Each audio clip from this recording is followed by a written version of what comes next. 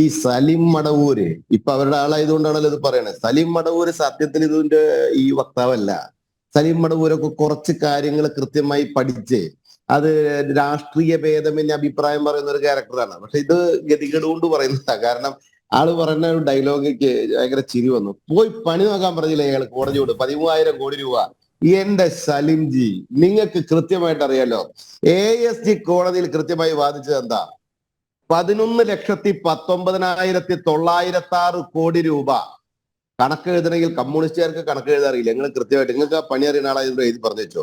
11,19,906 കോടി രൂപ 2024-25 കാലഘട്ടത്തിൽ അതിന്റെ ഇവരുടെ ബഡ്ജറ്റിൽ പറഞ്ഞിട്ടുള്ള GSDP വരുമാനം എന്ന് പറയുന്നതിന് ഈ വരുമാനത്തിന്റെ 3% കണക്കാക്കിയാൽ 33,597 കോടി രൂപ വരും. അതിപ്പോ തന്നെ നിലവിൽ കടന്നു. ഇനി അതും കൊഴിച്ചു കഴിഞ്ഞാൽ ആകെ 6,664 കോടി രൂപയാണ് ഇവർക്ക് കടമെടുക്കാൻ അധികാരമുള്ളൂ.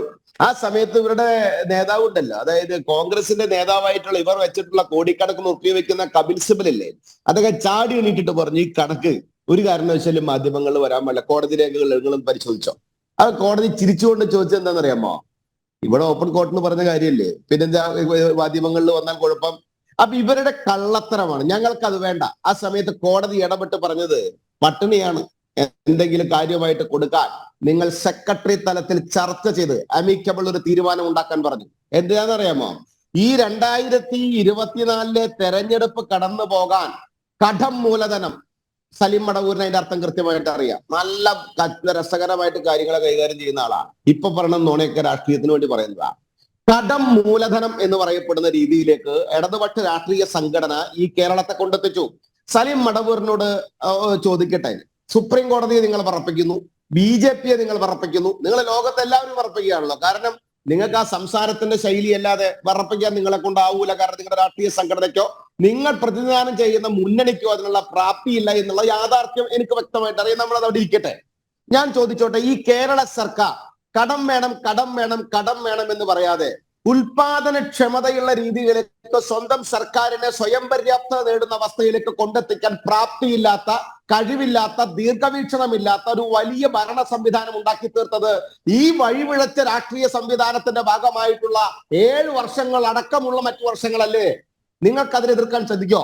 സലിം മടവൂർ യുവജന വിഭാഗം അല്ലെങ്കിൽ സാധാരണക്കാർ, ചെറുപ്പക്കാർ, വിദ്യാർത്ഥികൾ ഇവരൊക്കെ വളർന്നു വരുന്നില്ലേ? ഈ കേരളത്തിന് നിങ്ങൾ ഇങ്ങനെ കടം വെച്ച് അതിനൊക്കെ നിങ്ങൾ സപ്പോർട്ട് ചെയ്ത് കൊടുക്കുമ്പോ എന്ത് നാണക്കേടാണ്.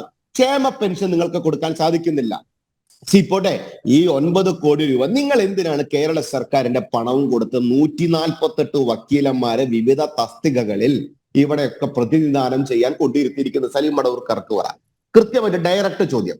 ഈ 148 പേർക്ക് സുപ്രീം കോടതിയിൽ ഇങ്ങനെയുള്ള ഒരു കാര്യത്തെ കേരളത്തിന്റെ ഒരു ആവശ്യം, ഇനി അത് അനാവശ്യമാണെങ്കിലും ഒരാവശ്യം അല്ലെങ്കിൽ ഒരു പൊളിറ്റിക്കൽ ഗിമ്മിക് ആണെങ്കിലും ഒരു സർക്കാരാണല്ലോ ഇപ്പുറത്ത് പോകുന്നത്, ആ സർക്കാരിന് വേണ്ടി പോകാൻ ഈ 148 വിവിധ മേഖലകളിലുള്ള മിടുക്കന്മാർക്ക് സാധിക്കില്ല എന്ന് നിങ്ങൾ അറിഞ്ഞിട്ടുണ്ടെങ്കിൽ എന്തിനാണ് ഇവർക്ക് മാസം ശമ്പളവും സൗകര്യങ്ങളും മറ്റു കാര്യങ്ങളും കൊടുത്ത് ഇവർക്ക് ഇൻസെന്റീവുകളും ഒക്കെ കൊടുത്ത് നിങ്ങൾ നിർത്തുന്നത്? അപ്പൊ അവരൊക്കെ പിരിച്ചുവിടാനുള്ള ഒരു ബാധ്യതകൾ നിങ്ങൾ കാണിക്കണ്ടേ? സാർ, ഇതൊക്കെ നീതിക്ക് അർഹിക്കുന്നതാണോ? നിങ്ങൾ ചോദിച്ചില്ലേ, ഗവർണർ വയസ്സാം കാലത്ത് സർക്കാർ കൊടുക്കുന്ന ഒരു പദവി ഭരണഘടന അതിന്റെ തൊട്ടു മുമ്പ് പറഞ്ഞ എന്താ? ഇതാണ് ഈ സലിം മടവൂരിന്റെ ഒരു സൂത്രം. കാരണം ആള് നുണ പറയുമ്പോൾ പിടിക്കപ്പെടും. ആളിപ്പോ പറയുന്നത് പരസ്യമായ നുണയാണല്ലോ രാഷ്ട്രീയത്തിന് വേണ്ടി. അദ്ദേഹം അങ്ങനെയാണെന്ന് ഞാൻ പറഞ്ഞില്ല കേട്ടോ. വ്യക്തിപരമായിട്ട് നല്ല മനുഷ്യ, നല്ല വായനയും വിവരമൊക്കെ ഉള്ള ആളാണ്. പക്ഷെ എന്താ വെച്ചാൽ നുണ പറഞ്ഞോളെ. അത് ഇപ്പൊ ഈ മുന്നണിയിൽ എന്ന് പെട്ടപ്പോ വന്നിട്ടുള്ള ഒരു അസുഖമാണ്. ഭരണഘടനയുടെ ഫെഡറൽ സംവിധാനത്തെ തകർത്തെന്ന് ആരാ പറഞ്ഞ? സലിം മടവൂർ. അപ്പോ ഭരണഘടനയെ ബഹുമാനിക്കുന്നുണ്ട് എന്നാ പറഞ്ഞേ. അതേ ഭരണഘടനയിൽ എഴുതി വെച്ച ഗവർണർ പോസ്റ്റിനെ പറയുന്നു വയസ്സാം കാലത്ത് കൊടുക്കുന്ന കസാരയിൽ കൊണ്ടിരിക്കുന്നവരാണെന്ന്. എന്റെ സലിം മടവൂർ, നിങ്ങൾ പറഞ്ഞ എന്ത് മോശകരമായ സ്റ്റേറ്റ്മെന്റ് ആണ്. ഒരു കസേര കൊടുക്കുന്നു, ജുഡീഷ്യറിയെ വിലക്ക് വാങ്ങുന്നു. ഇതൊക്കെ നിങ്ങൾക്ക് പ്രസംഗിക്കാൻ കൊള്ളാം, മൈതാന പ്രസംഗത്തിന് കൊള്ളാം. പക്ഷേ ഇന്ത്യൻ രാഷ്ട്രീയത്തിനകത്ത് ഓരോ വിവിധ പോസ്റ്റുകൾ കൃത്യമായി പഠിച്ചതിന് ശേഷം ഒരു ഇന്ത്യൻ ഭരണഘടനയുടെ ഭാഗമായിട്ടുണ്ട് എങ്കിൽ അതിനെ അതേ രീതിയിൽ ബഹുമാനിക്കണമെന്നേ. നിങ്ങളുടെ കമ്മ്യൂണിസ്റ്റ് പാർട്ടിയുടെ നേതാക്കന്മാർക്ക് ധിക്കാരം കൊണ്ട് നടക്കുമ്പോ ആ ധിക്കാരത്തിന് അടിമപ്പെടാത്തവർ മുഴുവൻ വയസ്സായ കസാരയായി നിങ്ങൾക്ക് തോന്നുന്നുണ്ടെങ്കിൽ അത് നിങ്ങളുടെ അറിവുകേടിന്റെ അന്ധതയായിട്ടേ കാണാൻ സാധിക്കുള്ളൂ. 2, ഇവിടെ ചോദിച്ച ചോദ്യം, ഇന്ന് മുന്നോട്ട് വെക്കുന്ന ചർച്ച കൃത്യമല്ലേ സലിം മടവൂർ? നിങ്ങൾ കഥയും തിരക്കഥയും ആലിന്റെ ഇല പടർന്ന പോലെ അങ്ങോട്ടും ഇങ്ങോട്ടും പടരാതെ ഡയറക്റ്റ് ചോദ്യത്തിലേക്ക് വാ. എന്താ ചോദ്യം?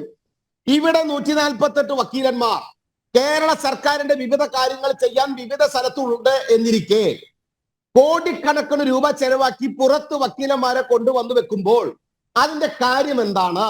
ഏതായാലും സലീം മടവൂരിലേക്ക് തന്നെ ആ ചോദ്യം. ശ്രീ സലീം മടവൂർ, ശ്രീ ഉല്ലാസ് ബാബു ചോദിച്ച ചോദ്യം പ്രസക്തമാണ്. ഞാൻ നേരത്തെ അത് ഉന്നയിക്കുണ്ടായി. ഏജിക്കടക്കം 148 വക്കീലന്മാരാണുള്ളത്. അവരെന്ത് ചെയ്യുന്നു എന്ന ചോദ്യം പ്രസക്തമാണ്. അവരൊന്നും ചെയ്യുന്നില്ലെങ്കിൽ അവർക്ക് വേണ്ടുന്ന ലക്ഷക്കണക്കിന് രൂപ ശമ്പള ഇനത്തിൽ അതെന്തിന് പാഴ്ചെലവാക്കുന്നു എന്ന ചോദ്യവും പ്രസക്തമല്ലേ? ഇവിടെ സംസ്ഥാനത്ത് നിന്ന് വരുന്ന അപ്പീൽ കേസുകൾ, ദൈനംദിന കേസുകളൊക്കെ തന്നെ അത്തരം അഭിഭാഷകരാണ് ഹാജരാകുന്നത്. ഇത് തീർത്തും വ്യത്യസ്തമായ ഒരു കേസാണ്. ഇന്ത്യൻ ഭരണഘടനയുടെ അടിസ്ഥാന പ്രമാണങ്ങളെ വെല്ലുവിളിക്കുകയാണ് ബിജെപിയുടെ ഗവൺമെന്റ്.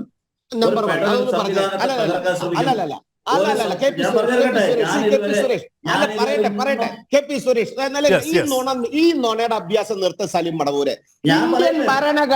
ഇന്ത്യൻ ഭരണഘടനയെ തകർക്കുന്ന തീരുമാനം ഏത് തീരുമാനം കൃത്യമായി പറ. മുന്നോട്ട് പോകാൻ പറ്റില്ല. നിങ്ങൾ അങ്ങനെ രാഷ്ട്രീയ അഭ്യാസം വിട്. ഏത് തീരുമാനമാണ് ഇന്ത്യൻ ഭരണഘടനയെ തകർത്തത്? കറക്റ്റ് ആയിട്ട് പറ. ഡയറക്റ്റ് ചോദ്യം പറ. കറക്റ്റ് ചോദ്യം പറ.